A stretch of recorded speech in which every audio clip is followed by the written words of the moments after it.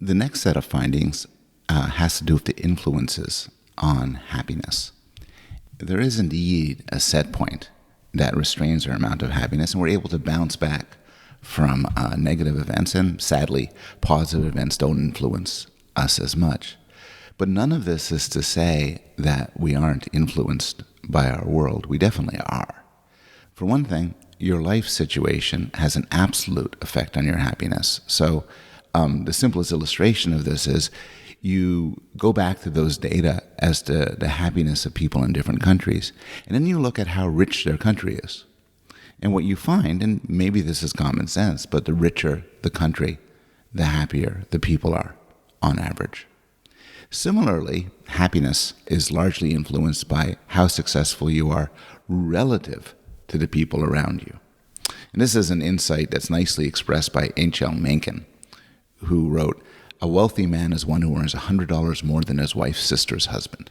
And what this means is we think relatively. We are social creatures, we are hierarchical creatures, and we're exquisitely sensitive to where we stand relative to other people. And you can see this as a thought experiment.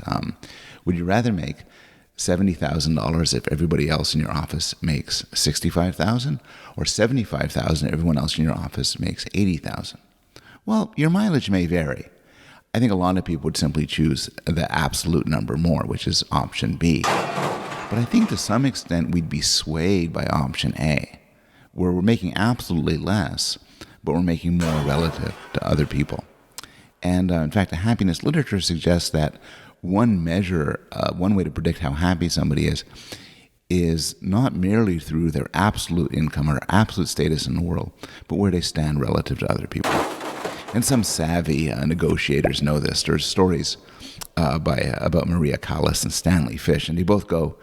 They were both stories of the sort. They're negotiating, and the one demand that they make isn't an absolute amount of money. They just want to make a little bit more than the person who's making the most money right now before they arrived.